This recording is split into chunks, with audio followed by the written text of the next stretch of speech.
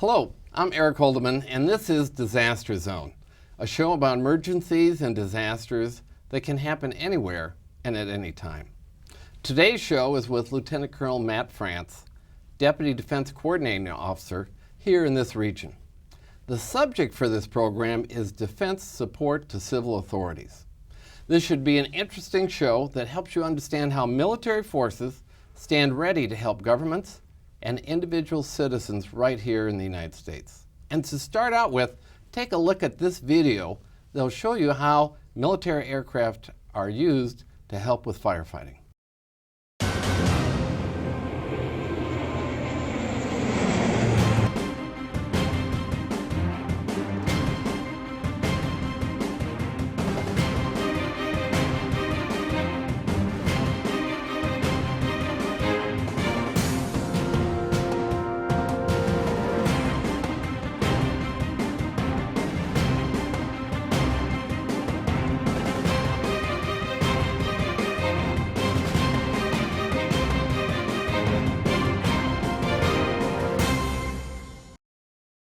We're back with Lieutenant Colonel Matt France, and tell us a little bit about that video we just watched. Eric, what you just saw was what we call the Modular Airborne Firefighting System in action. And one of the missions of the Defense Coordinating Element, where I work, is to coordinate that asset in support of the National Interagency Fire Center during fire season. We bring 8 on board every year, and they're there to drop retardant and, if necessary, drop water on a fire in support of NIFC, or once again, the National Interagency Fire Center. You're going to do pretty good on this no acronym thing. I know you're used to talking in acronyms, but that's it. Well, tell us a little bit of background on the experience of military forces helping civilian government here in the United States, going way back. Eric, I'll tell you, we could go as far back as 1791 to the Whiskey Rebellion, when a young government under a new president, President George Washington, mobilized federal forces to put down the Whiskey Rebellion, where farmers were upset, obviously, for paying a levy tax against their whiskey product that they created. We can go forward in history to 1906, during the Great San Francisco earthquake, when the commander of the Presidio in San Francisco took federal troops, or ordered or organized his federal troops and sent them out into the city to assist with firefighting and supply distribution.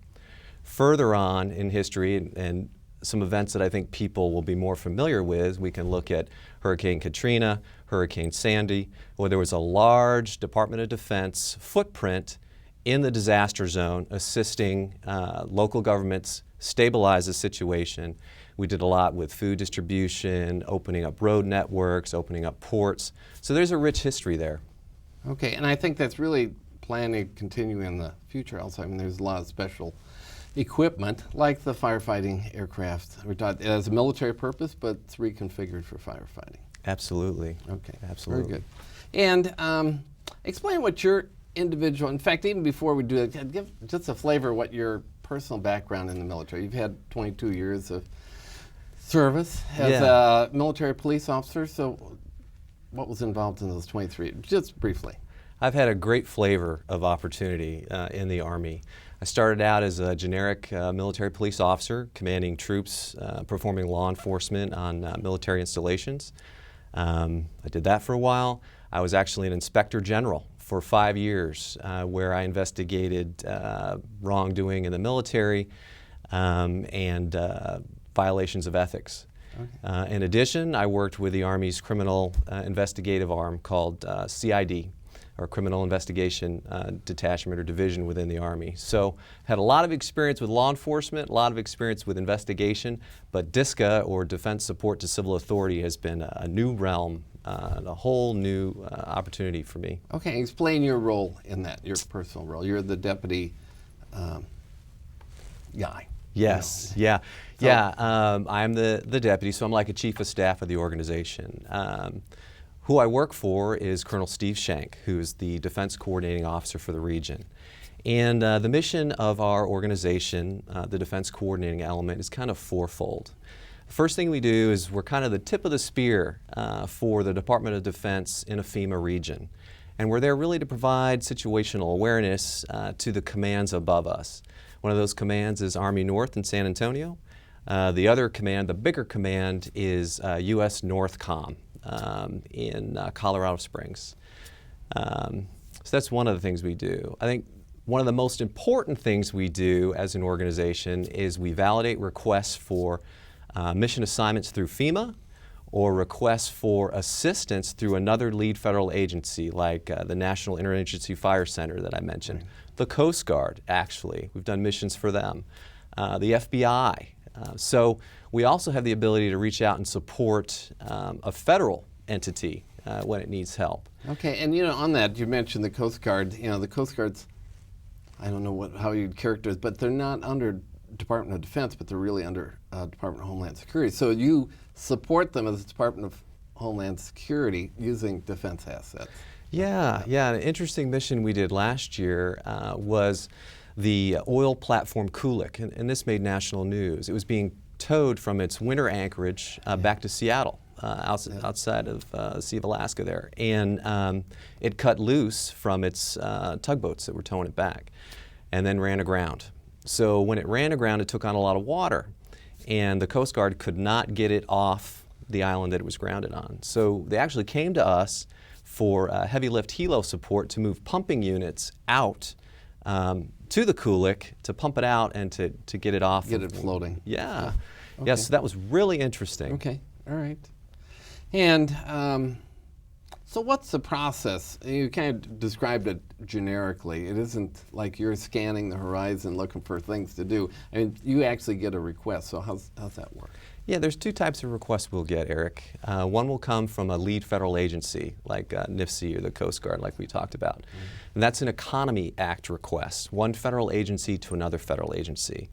The other type of request we get, and I think your viewers will be more familiar with this one, is from FEMA, which ultimately comes from a state under the Stafford Act, when there's a presidential declaration of disaster. Or you could have a presidential emergency declaration. Yeah. Right. Yes, absolutely. Pre-event, so there hasn't actually been landfall like Sandy. I think President Obama did a number of emergency declarations. Yes, because we never want to be late to need. Yeah. And moving the DOD as quickly as people think that it can occur, it doesn't happen that quickly. We need lead time. So It's important the President did that. So, it's funny you should mention this because it's something I talked about. I actually had a position similar to yours. It wasn't the exact same thing, but I was at like an Army North back in the day. And people think you just don't snap your fingers and people then show up, that there's actually logistical lead time in order to get people in place. And we have these come-as-you-are disasters out here called earthquakes. Mm-hmm. So there is no pre-positioning. So from the time of an event, let's say the ground shakes now, there's an immediate request within an hour or so, and there's going to be help needed. How long before an advance party, actually has boots on the ground that's starting to begin to figure out how to deliver resources, where they're going to set up and all that? How long is that? It's not immediate. No, and that's it depends. A commander, let's say at Joint Base Lewis McChord, let's say something happened here. A commander has what's called immediate response authority. Right. So without even waiting on a state request or a request that's worked through my office, a commander can actually leave a federal installation and immediately provide life-saving and also an attempt to minimize any suffering that's going on. So a federal commander, military commander, whether it be at Navy Region Northwest or Joint Base Lewis McChord, can instantly react if they can gather their forces, if they're not ultimately affected. But they would be responding to a request for assistance. Yes, yeah. The local governance will reach out to them and say, hey, we need immediate help. Right. And my office or my organization, although we track that, we don't coordinate that. The type of thing I think you're asking about is if the state came through FEMA. Right. And that's an it depends. It really depends on how quickly we can get it validated and how quickly my organization, and we're just validators. Yeah. So it depends on how quickly we can get it validated and then to U.S. Northern Command for approval and sourcing. So give me a time span. Wow. Is it days? It can be days. It can be shorter than days if we pre-position. But no pre-position. Yeah, that's the tough one. It's not going to happen instantaneous. We tell the public and really governments, you're on your own. I mean, the huge mass of support is coming, but it's not going to be there immediately. Yeah, and I'll tell you, Eric, we never want to be late to need. So we will work as quickly as we can. A time frame, it depends on who can get their hands on it and how quickly we can get it actioned. Right. What assets you have. Yeah. Okay. So, you're in the Army, U.S. Army. We're in the uniform there. But you also coordinate other assets, Air Force, Navy. How does that work? When we get a request, it's got a kind of vanilla flavor to it. Okay, it's kind of purple, as we say in the military, meaning it's joint, meaning all forces can be involved. Okay. So we'll get the request, we'll process it, and my organization, we don't have a say in who gets tapped to provide the support or provide the mission. So that will come up higher than my organization. But to answer your question, yes, okay, we can help coordinate Navy assets, Air Force assets. It depends on who gets the mission and how we can link them up. Is that determined back at Northern Command, because that's a joint headquarters, or does it have to go back to the Department of Army and kind of go back and forth? Excellent question. The NORTHCOM commander, General Jacoby, he's been delegated certain rights to instantly react and to instantly appoint units. And I said we don't pick, but we sometimes get a say because my organization has an idea of what units and assets are available in a region. Okay. If it's not within General Jacoby's sphere of control to make that approval, it will go to Office of Secretary of Defense and then back down through the Pentagon. Okay. And is there, and I don't know whether they still do this, 82nd Airborne used to always have a ready brigade, a ready battalion, really deployable within 6 hours, stuff like that.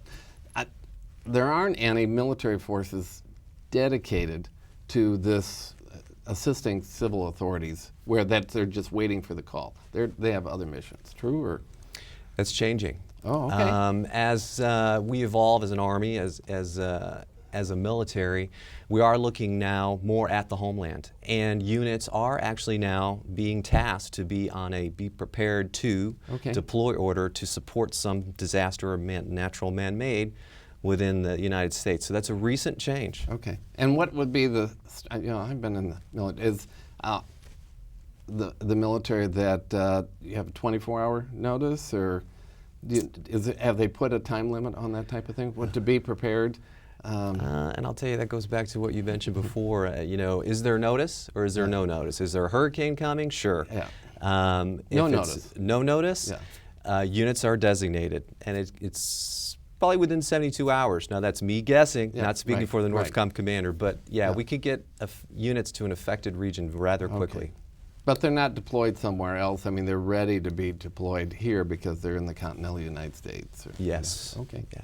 Well, I think you're going to find this surprising, but we're already halfway through this program. So if you just stay right where you are, and for you folks, we're going to take a quick break. And when we come back, we're going to be talking about military support during disasters and also understanding the term martial law and clear up some misconceptions about how it is used in the popular media culture of today. I think you'll find it really interesting, so watch this and then we'll be right back. As a mom, it's your job to prepare for this. Your children rely on you for safety and health.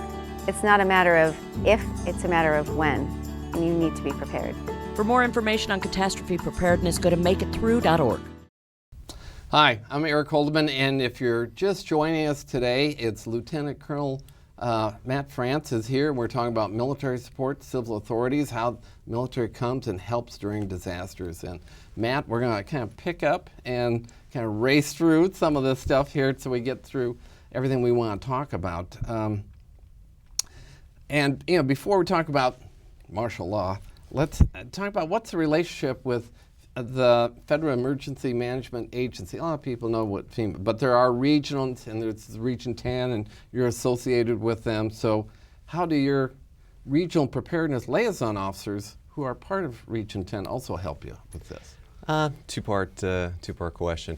First part, Eric, is we're co-located with FEMA right up in Bothell. our headquarters are adjacent. And my boss, Colonel Shank, is actually an advisor to the regional administrator on all things related to the Department of Defense. Okay. So he's a close and trusted advisor, and he's on their command staff. We work with them daily on their planning for certain events like the Cascadia Subduction Zone, which is a big one here in this region, and other things. Our REPLOs, or our EPLOs, I know there's an acronym, right? Our Regional Emergency Preparedness Liaison Officers, it's a tongue twister, and our Emergency Prepared Liaison Officers are reserve soldiers and reserve airmen, Marines, reserve sailors as well.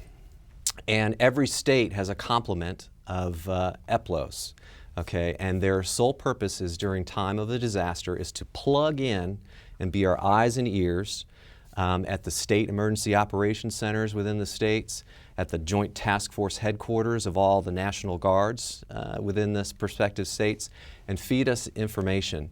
One of the things the DC has to do is we have to be like weathermen. We have to be forecasters. And that's the defense coordinating element. Yes, defense coordinating element. Yeah, we have to be like weathermen. We have to almost be forecasters because, once again, we never want to be late to need. So we always have to have our finger on the pulse of the state to determine what their capability gaps are so that we know what will be asked for and so that we can move it there on time. Okay. And that's kind of a good introduction to how's your role mesh with that of the National Guard. Certainly the governors have a military force that works directly for them. They're the commanders of that for the various states and that. But how does you mesh with the National Guard then? Because they're not under your command, they're not part of Northern Command, at least until they're activated in some form. Right, unless they're federalized. Right. Yeah, we are in constant communication with the various National Guard headquarters within the states and the region. And it's kind of a threefold purpose. First of all is situational awareness again. We need to know what the pulse is in the state with Guard forces, whether it be Air Guard or Army Guard. Mm-hmm. We also are plugged into their planning cycles, Cascadia Subduction Zone again. We have a team that is part of their planning process to assist in that planning and also to understand, once again, where the capability gaps are. Do they have enough rotary wing or helicopter support in case of a disaster?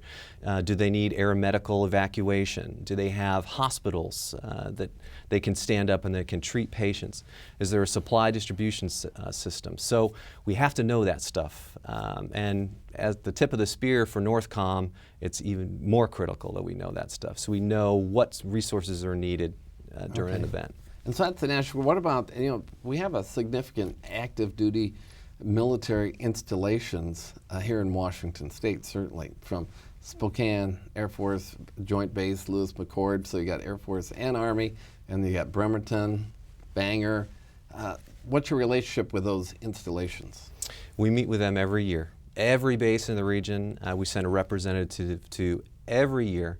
And once again, situational awareness, and it's twofold there. First, we go in and we remind them, and we're talking to the leadership, usually the garrison leadership, we remind them that, hey, if there's an event, your base could be used by FEMA to support a disaster, and you may be a throughput source for the Department of Defense. Right. And then the other part of that situational awareness is we need to know what the output and throughput is on their airfields. How many people could they bed down on their base?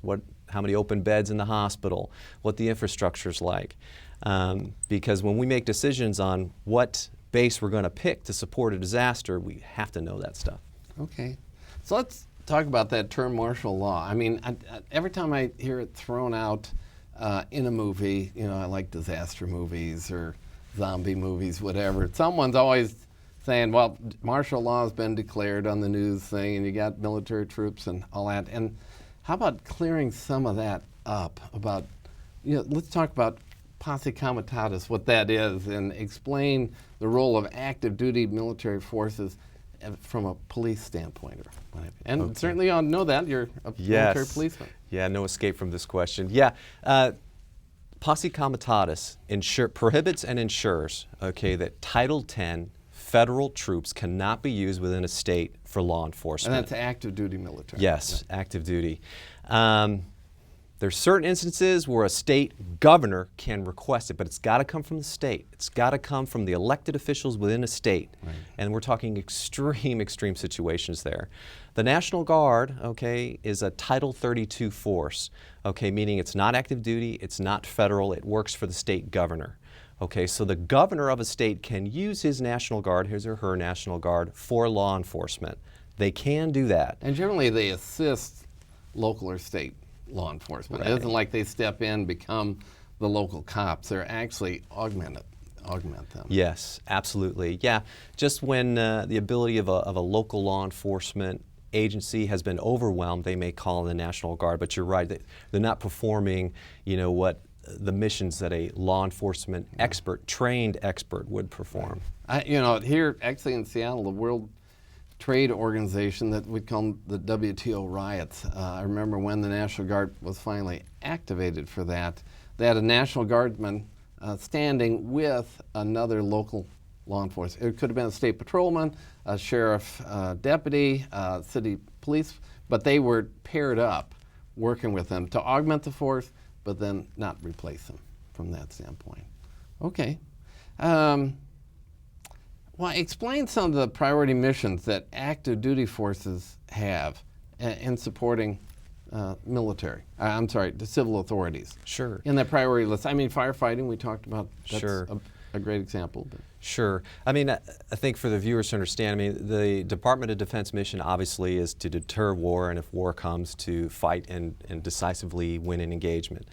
But not every soldier, sailor, airman, Marine is a frontline warfighter. Okay, within the DoD, we have a vast capability for transportation, for life support, for movement of supplies. Okay, so those troops that are not dedicated to frontline action, okay, they have jobs that directly correlate to the support, okay, of some type of disaster, whether it be opening a road network, whether it be, providing aeromedical evacuation or search and rescue, or setting up food distribution points or water distribution points. So we have a number of career fields that directly correlate to supporting the civil authority.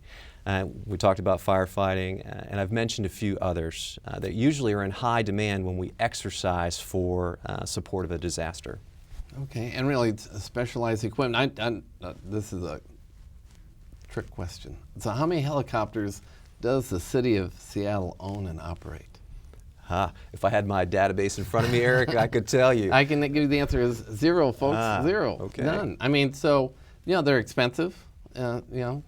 Couple million, $2.5 million just to purchase, and then about the same amount of money to operate them for pay, fuel, repair parts, and that. So when you need specialized resources, it's great to have that type of ability out there that you guys bring to bear for that. And you touched on another piece of this that I never thought about until I had, like I say, way back when a similar mission, is that the military's first role is protecting the United States, defend it and all that. And you can correct me if I'm wrong, this is what we used to say, in a disaster, still the military has to maintain its primary function, combat, projection forces, to do that first, then after that, then they're available to do disaster relief operations. Is that still true, or? Absolutely correct. Okay. Absolutely correct, Eric. It's one of the criteria actually we use. We call it the readiness criteria. But when we're validating a request from a state, we actually use that as one of the criteria. Are we pulling troops away from defending the homeland? So it's an important consideration there. All right.